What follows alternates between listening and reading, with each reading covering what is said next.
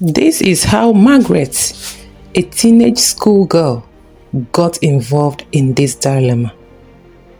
Margaret got up very early in the morning, took her baby and some of his personal things packed in a bag. She dropped him by the bush path very close to an estate gate and did exactly what she had conceived in her mind. Few hours later, the day is bright and people have seen the child. Then here is a woman called Madame Vera who drove past in her car. She went ahead and stopped. After seeing the situation, she picked up the baby and took him away. Margaret followed until she saw where her child was taken to. Madame Vera is a very wealthy woman who has a grown-up son. But she has become lonely because her husband is late and her only son is very busy controlling her chains of businesses. So she decided to adopt a child who will be there to keep her company, especially now that her busy schedule has reduced. Khalid, who is her first son, thought it's a good idea. First, his mother would get off his back. Then he would have time for his friends and live his life. And secondly, he would have a baby brother. Everything was going well. The little boy has grown into a young teenager. 15 years down the line, Donard is all grown and doing well in his academics. Madame Vera, on the other hand, since she brought Donald into her life, as a little baby, she has treated him like her own biological child. No one would know he is not her biological son. The bond between them has grown so strong over the years. Donald is a very intelligent boy. Most times, Madame Vera consults him before taking any decision. At some point, Donald became indirectly in charge of what happens both in the house and in the companies. Khalid couldn't help but notice that his mother's attention is gradually shifting away from him. At first, that was what he wanted, but now it seems he's losing grip of his position in his own father's house, and he is afraid he may also lose his place in the family business. Khalid shared his concern with a friend. This friend is a bad influence to Khalid. Since Khalid and Johnny became friends, Khalid has taken to a negative behavior. Khalid and Johnny met while he went for NYSC service. His recent behavior explains why he felt his mother was disturbing him and why his mother thought of having another child.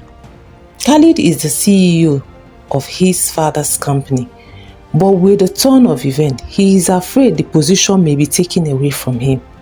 His friend Johnny told him, "Donald is a threat to you. My advice to you is this: make life unbearable for that boy, Donald." Khalid took his friend's advice.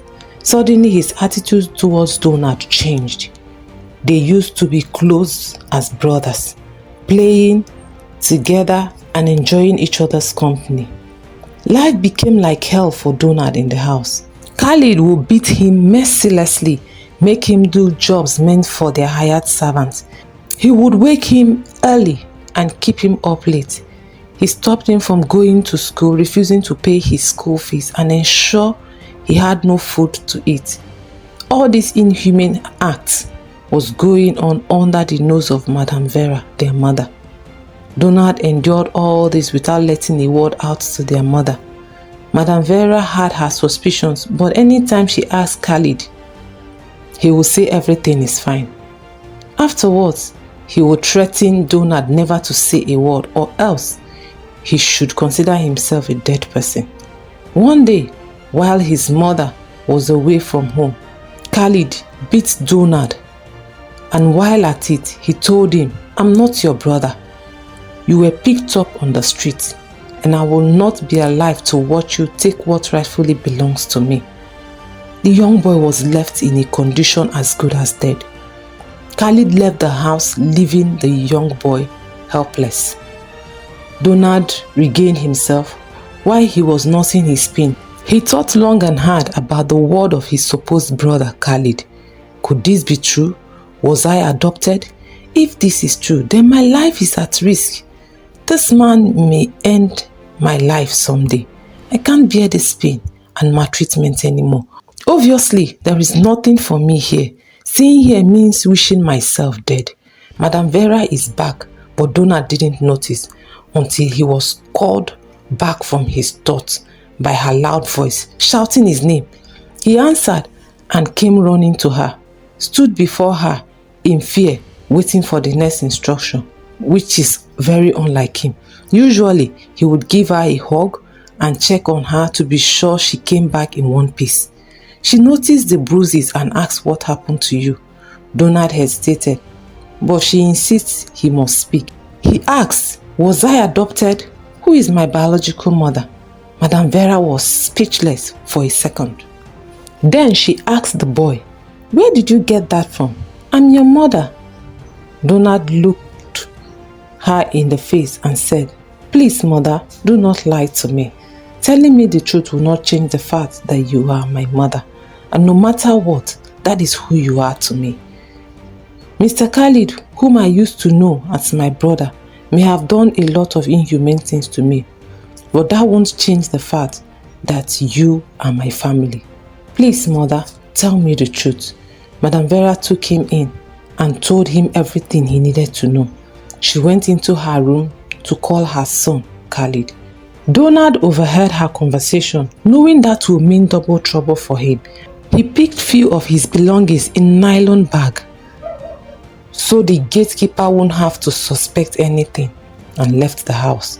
The next day, when Khalid went to wake him up for more maltreatment, he discovered he wasn't in his room. He was troubled. He called his friend immediately. Johnny, the young boy is nowhere to be found. He's not in the house. Johnny, his friend, said, Khalid, relax. Are you catching feeling for this son of a nobody?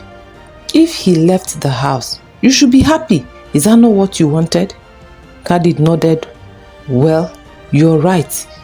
He can get lost for all I care. Madame Vera also checked on him, but realized he was nowhere to be found. She went in search of him, but couldn't find him. Donald had to adapt to a new situation he found himself. He began doing menial jobs here and there just to make ends meet. Soon, he found himself in a job as a cleaner in a nearby restaurant. Donald did his job diligently. One day while he was doing his job outside without shirts on, Madame Margaret, the owner of the restaurant, looked out of her office window and saw Donald.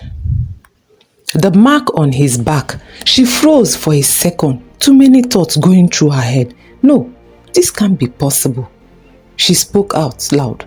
He can't be the one. Immediately, Madame Margaret sent for Donald. She asked him some questions. What is your date of birth? And why are you here doing this job instead of living with your parents and going to school? Donald told her his date of birth, which is exactly the date of birth of her son, because she wrote his date of birth and stuck it in his clothes. He told her everything after she threatened he would lose his job if he refused to speak. She felt so bitter, not because of the ill treatment meted at her son, but because she failed as a mother for abandoning her son. At this point, she knew he is her son. The birthmark on his back is enough proof, but she still wanted to be double sure. Madame Margaret told him to take her to where he was living before he left. Donald quickly replied, but ma, I don't want to go back to that house. Madame Margaret said, you are not going back there, but I just want to see the house. Also, she told him to move from the staff quarters to her house.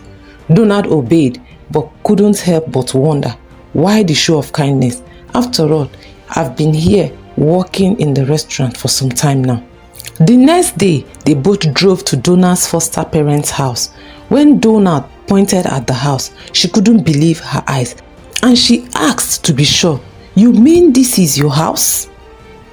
And Donald answered, "Yes, ma, this was my house." Madam Margaret was too emotional this time and she couldn't hide it.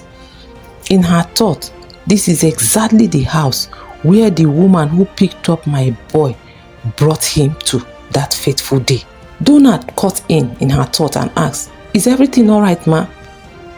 She nodded. He couldn't probe any further. Madam Margaret is his boss. At home later in the day, Madam Margaret had to tell the boy everything, the truth. After the long story, Donald asked, "You mean I am your son? You are my mother?" "Yes," Madam Margaret answered. They both broke down in tears. Madam Margaret asked for his forgiveness. It was an emotional reunion. Madam Margaret sent him back to school, cleared up all his backlog, paid his fees, and he's back to school. He comes to the restaurant from time to time, but not as a cleaner, but as Madam's son. Madam Margaret didn't stop going to that house. She would park a distance away from the house and watch. She wanted to see the woman, to be sure it was the same woman who picked up her son. One day, as she was at her usual spot, luckily for her, Madam Vera was taking a walk. Immediately she saw Madam Vera, she recognized her. As she was about to drive off, a man came out from the gate and took Madam Vera's hand. Without a second guess, she also recognized him. How is this possible? He lives here too? Could he be the man or brother Donald talked about? Does that mean she is his mother? Too many questions that requires answer. She got back home and asked her son Donald, "What is the name of your brother? I mean your madam's son." Donald answered, "His name is Khalid." "Khalid?" Madam Margaret echoed back the name. "Are you sure?" Madam Margaret hired a private investigator to find out all she needs to know. The information revealed by the private investigator answered all her questions. Madam Margaret was broken. Painful memories of all her past was rekindled again. After a few days of weeping and pondering on her past, she decided to do the right thing. She took Donald, her son, with her and drove to Madam Vera's house. The gatekeeper would not let her in, but when he saw Donald, they both greeted warmly and he let them in. As they entered the living room, Madam Vera saw Donald. She screamed his name. Donald ran to her, embraced her, and they both let out tears of joy. "Where have you been?" Madam Vera inquired, "My son." Khalid interrupted the question. "What exactly is going on here?" "Hey, young man, I thought you have left us for good. Why are you here? Be rest assured that there is no place for you here. I will advise you to go back to wherever it is you're coming from."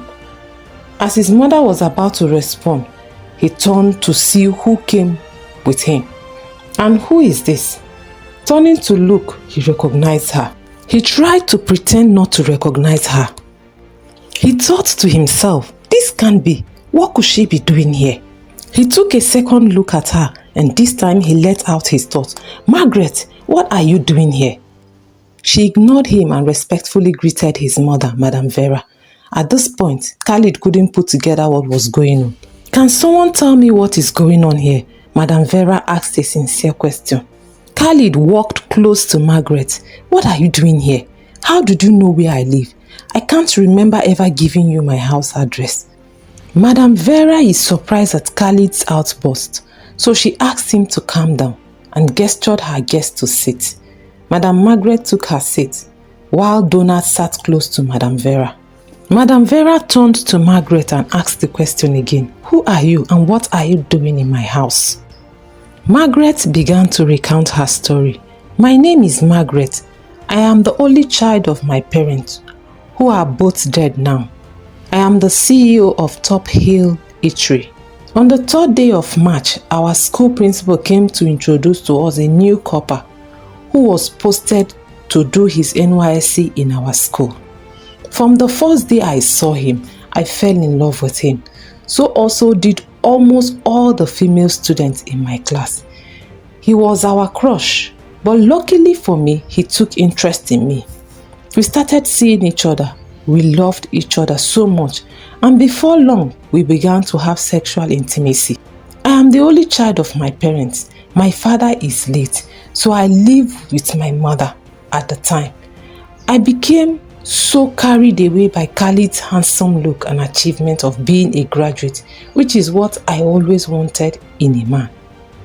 Our relationship blossomed until one day I came to visit him at his apartment as usual. But this time I had a news for him. I didn't know if that news was a good or bad news. Perhaps the way he takes the news will determine if it's a good or bad news. I told him I was pregnant. Khalid didn't know what to say or how to react. The visit ended abruptly. Khalid asked me to go home and return the next day so we can figure out what to do. I left and returned the next day, but to my greatest surprise, the apartment was empty. I asked the neighbors around. Someone told me Khalid had packed all his belongings and left town. I was devastated. I cried and went back home. I didn't know how to tell my mother about it, knowing my mom would be disappointed in me. My pregnancy was growing and soon it would be obvious for all to see. My mother had suspected and asked me, but I denied it. But seeing the pregnancy is growing, I had no option but to open up to my mother.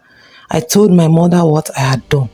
My mother was disappointed and heartbroken. This is because since my father died, she has single-handedly raised me, going through thick and thin, determined to see me through school, so I can be better than her and my late father. But all the hope was lost the moment I told her about my pregnancy. For a man who is not my husband, worst of it, he is nowhere to be found. The heartache of disappointment weighed heavily on her. She plunged into sickness and before long, she died. I lost my dear mother out of my own carelessness. I couldn't hold myself. I cried, blaming myself for my mother's death. My once organized life began to fall apart. I have no one in this world and no means of survival. My mother was a food seller, running a small booker, and that was what she did for us to survive on.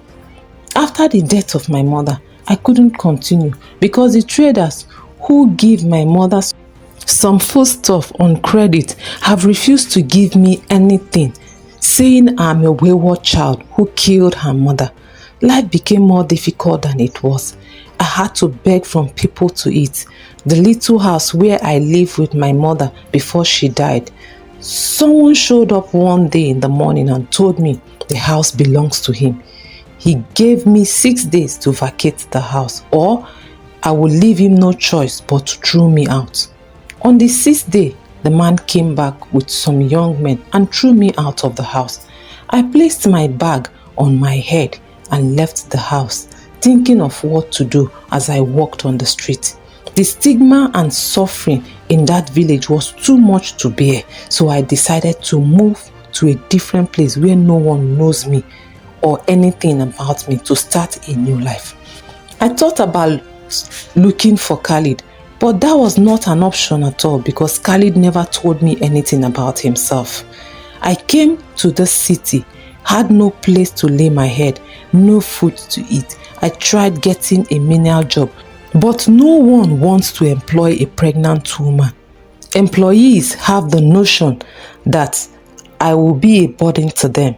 So I resorted to begging. I got sympathy from passerbys who took pity because of my condition. They gave me alms. I continued to live off the token I got from begging until I gave birth to my son. Some kind-hearted people around the uncompleted building where I live gave me some gift items.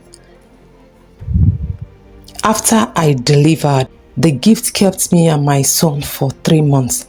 I needed to go fend for my son and I. 1 month down, then I realized how hard it is, and it may even get harder by the day. So one night I thought loud to myself, I can't take care of myself, let alone a child. I must find what to do. A thought crossed my mind. Take him to the nearest estate gate.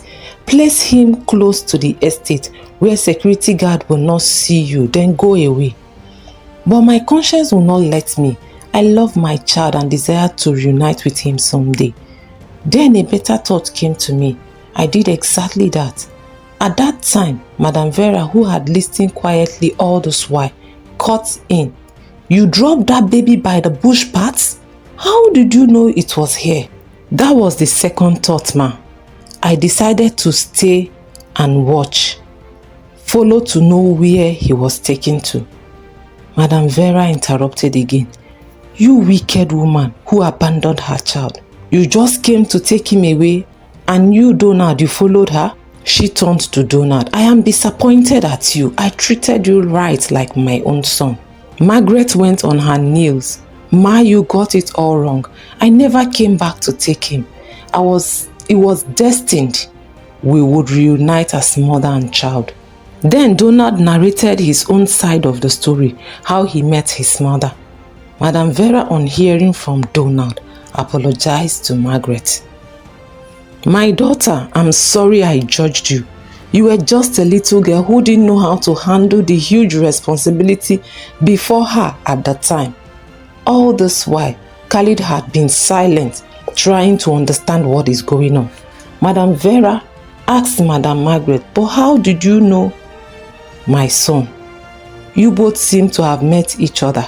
Yes, ma, we have met each other. This is Khalid, the young man who got me pregnant in school and disappeared. Khalid, still surprised but wants to put up a defense. Mother, you can't possibly believe all this nonsense. She just narrated. Yes, I met her some time ago, but that boy is not my child. Madame Vera shut him up. Khalid, I'm disappointed in you. I raised you well. I raised you better than this. At what point did I get it wrong? This boy looks exactly like you. He took his mother's complexion anyways. I took him as my child when I didn't know about any connection. So he remains my child. Khalid, still trying to prove stubborn, turns to Margaret and said, we will run a DNA test. Margaret responded, it's okay by me, but before you run a test, there is something you need to see. Margaret turned to her son Donald. Donald, please, can you take off your shirt?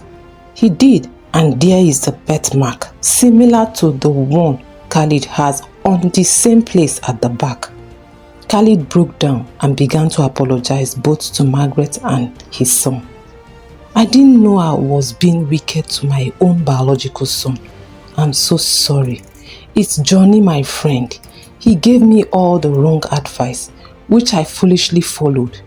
He was the one who told me to leave the village when you told me you were pregnant. I am really sorry, Margaret. You know I love you. And since we went our separate ways, I've never loved any other woman the way I loved you. That is why I have not been able to settle down with any woman. At this point, Margaret got up from her seat, grabbed her bag. With the permission of Madame Vera, Margaret grabbed her bag, held her son by the hand, and walked out of the house. Thank you for watching. If you find the story interesting, please do not forget to like, share, and subscribe for more interesting stories.